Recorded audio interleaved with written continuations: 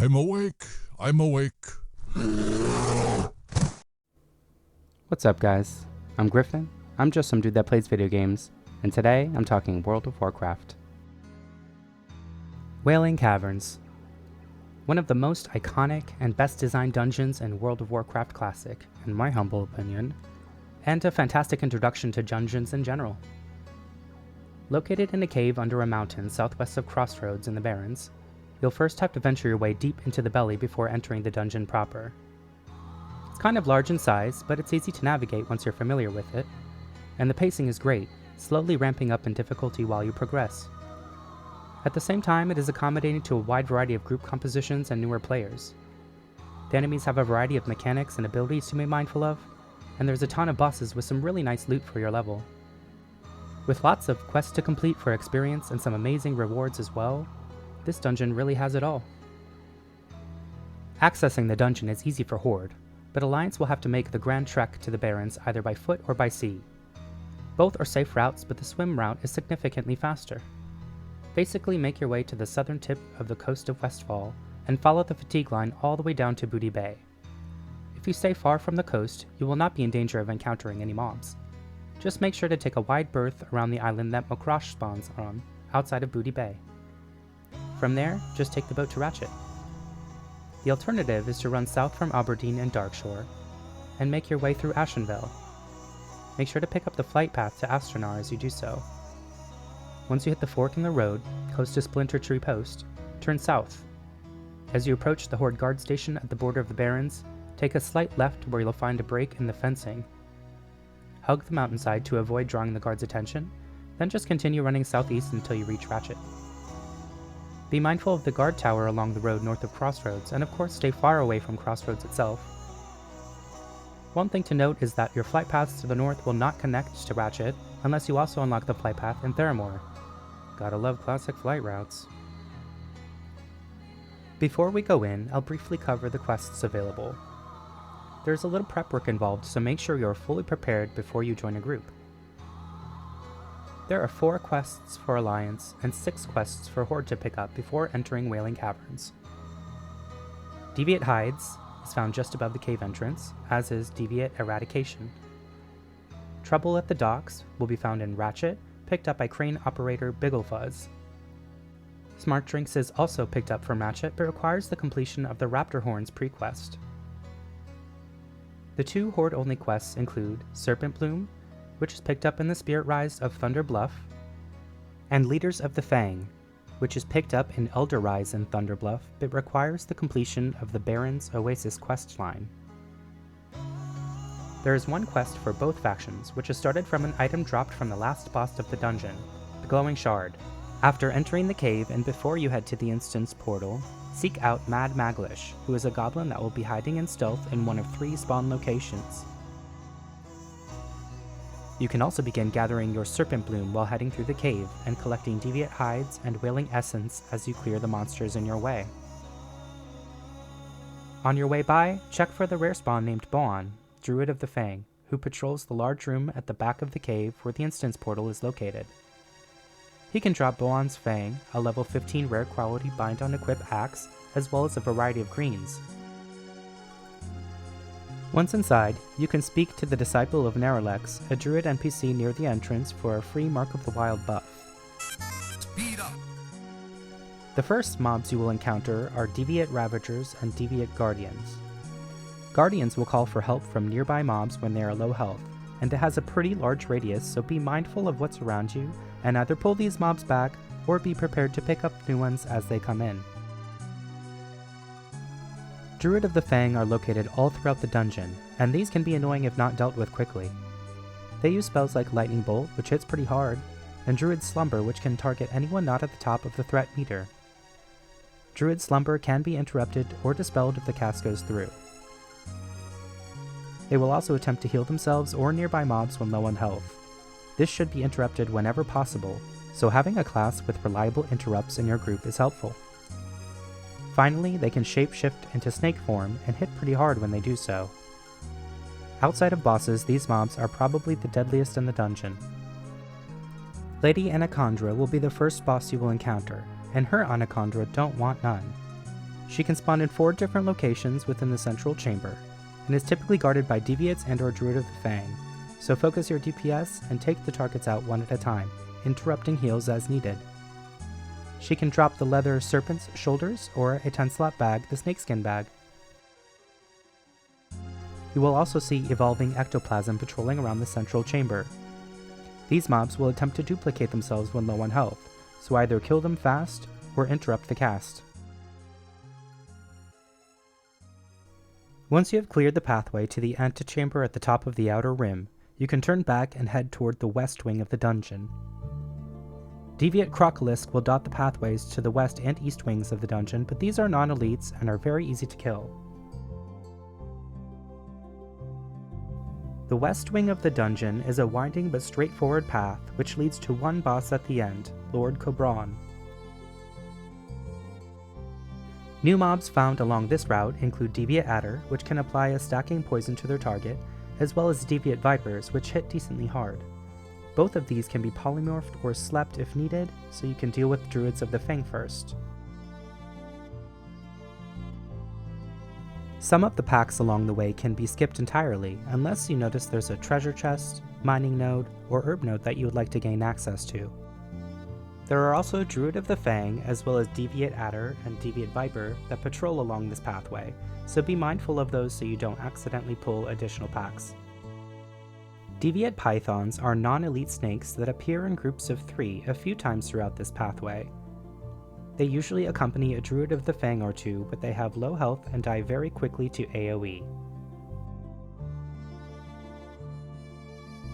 If you find yourself lacking spell interrupts or just fighting multiple druids at one time, there are lots of pillars and columns along the way that you can use to your advantage, line of sighting the enemy to draw them in closer to your group.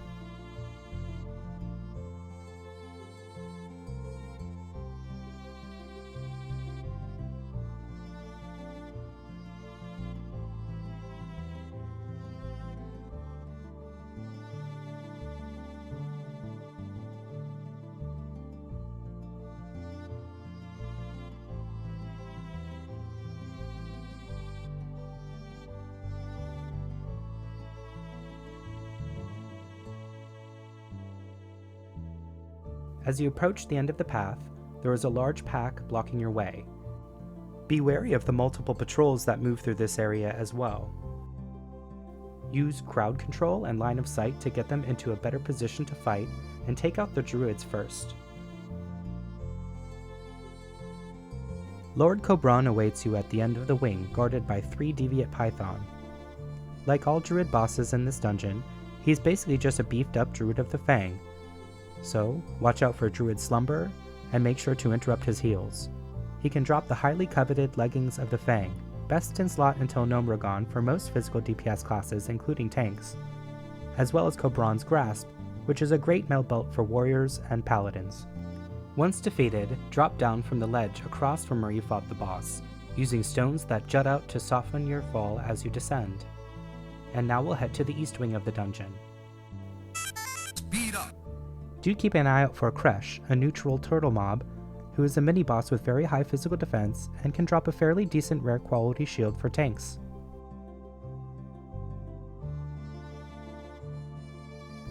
The Deviate Crocolisk found along the way all can drop the Deviate hides required for your quest, so make sure to clear them all as you make your way into the next wing. There are also Serpent Plume and potential herb nodes dotting the path, so keep your eyes peeled.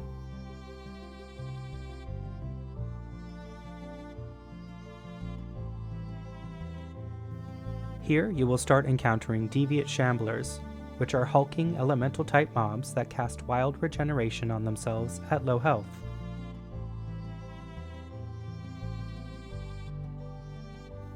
Mind the Deviate Shambler that patrols here as well, so you don't accidentally pull the next pack before you're ready.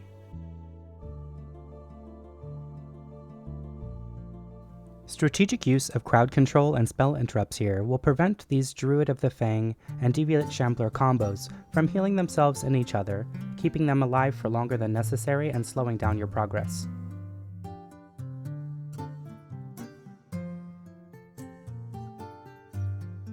Several pulls in, you will start finding Deviate Lashers, which come in packs of 4. They die very quickly, but they have a frontal cleave, so face them away from your other group members.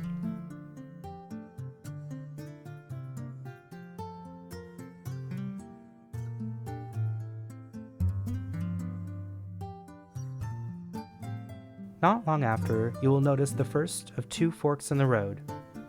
Turning right is the most direct path to the end of the wing without skipping bosses. However, if you are attempting to find the rare spawn, turn left here.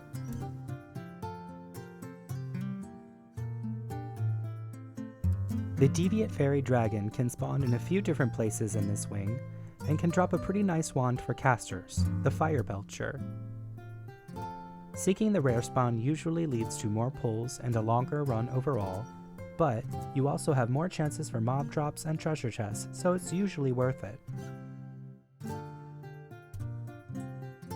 You'll notice random Deviate Shamblers as well as evolving ectoplasm patrolling through this side of the wing as well.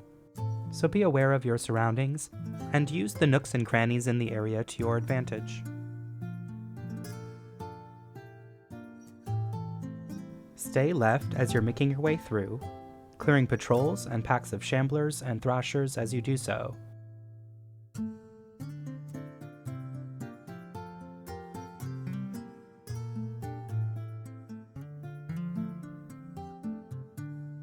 And eventually you will find Lord Pythus, guarded by a Deviate Shambler and a Druid of the Fang.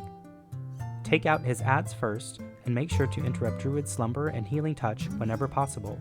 Pythus will also use Thunderclap, which deals a decent amount of damage to targets around him, as well as slowing attack and movement speed, so if you are not melee, keep your distance. He can drop the Stinging Viper rare quality one-hand mace, which rogues are typically after. By this point in the dungeon, bag space is likely getting tight, so make sure you have room in your bags for the gems that drop from each Druid boss. This only applies to Horde.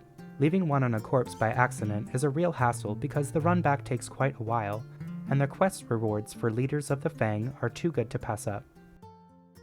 Next, you will find the second fork in the road. Right is, again, the most direct path, but if you're still looking for the Fairy Dragon, head left here. After passing Pythus and clearing a couple more packs, you will start finding Deviate Venomwings and Deviate Dreadfangs that you still need for the Deviate Eradication quest. Venomwings will only attack typically at range, so move other mobs onto them for positioning. Dreadfangs can fear nearby targets, so be aware of what's around you.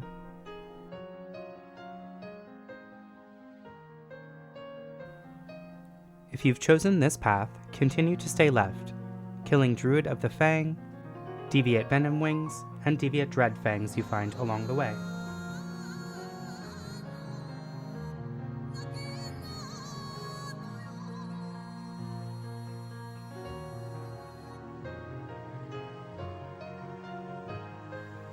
Around this point of the dungeon, you might notice one or both of the glitched mobs that can potentially spawn here. There can be either a Nightmare Ectoplasm and or a Druid of the Fang halfway clipped into the floor. If you pull these mobs into combat, your whole group should stand on top of them in melee range. Otherwise, they can evade your attacks, which restores their health to full. At any rate, regardless of the path you've chosen, this is where you'll encounter the next boss, Scum. Scum is a captured thunder lizard held behind a fence guarded by Druid of the Fang. He will cast Chained Bolt, so try to stay spread from one another. But beyond that, he's fairly easy, and runs away out of fear at around 15% health, making it an easy finish. He can drop a nice cloak for classes who like agility, the glowing lizard scale cloak.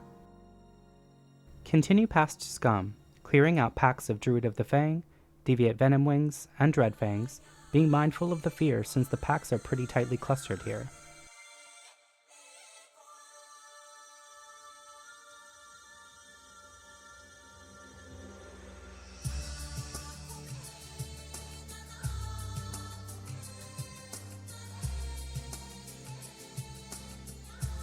Eventually you will find a large room with a high ceiling, and as you make your way through, there will be a slight drop to the last stretch of the pathway. You can just barely make it by walking over the edge, but most people jump to be safe. There will only be one or two more Dreadfang beyond this point of no return, so clear some extras before jumping if you find yourself short on kills.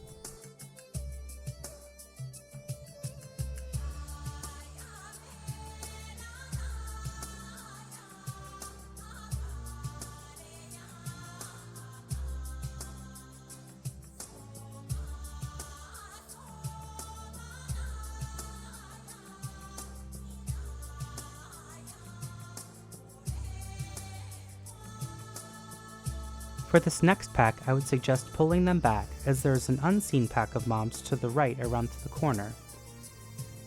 The second pack can be skipped entirely with careful positioning. Do be mindful of the deviant dreadfang that can patrol through here as well. At the end of the wing, you will find another large open area with high ceilings, and that's where Lord Serpentis and Verdun the Ever-Living await. Take out Serpentis first. He is no more difficult than any of the previous druid bosses, so he should be easy to handle. He can drop the Venom Strike bow, which hunters will want, and the footpads of the Fang are pretty nice for leather wearers too. Before the next boss, you'll want to kill all of the mobs in the room, including the patrolling slime.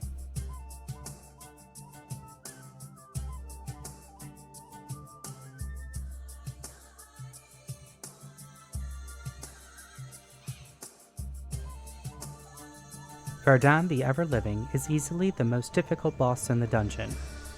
He hits incredibly hard, and your tank will likely require heal after every hit that he lands. Due to his high physical defense, it can be difficult for your tank to establish a proper threat lead, so make sure to give him time to get ahead before you completely blast off. That said, this fight is a healer check, so bring down the boss quickly as possible before your healer goes out of mana. Bag of Marbles does wonders here if you're Alliance. He can also cast Grasping Vines, which knocks down and roots nearby targets, so if you are not melee, keep your distance. He can drop Seed Cloud Buckler, a rare quality shield which is nice for paladin healers, or Resto or Elemental Shaman, as well as Living Root, which is a pretty underwhelming rare quality staff. If you can beat this boss comfortably, the last boss should be no problem, so let's head that way. Drop down the hole located behind Verdun, and you will land safely in a pool of water which leads you back to the central chamber near the start of the dungeon. Speed up. One member or everyone from your group can make your way back to the Disciple of Neralex NPC at the entrance. And now that all of the druid bosses are dead, he will have a dialogue option which starts an event to activate the final boss. Be mindful that there may still be slimes patrolling, so try not to get too split up. The Disciple will slowly start walking his way towards the central chamber. He is ambushed twice along the way. First, at the pile of bones located just before the big room, 2 Deviant Ravagers will spawn.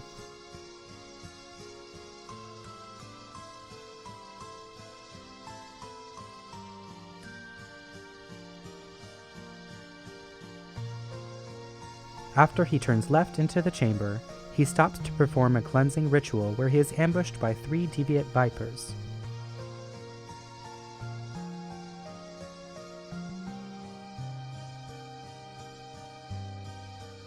From here, he will continue to the boss chamber uninterrupted. Just keep in mind, there may still be evolving ectoplasm around, so don't get too far ahead of him.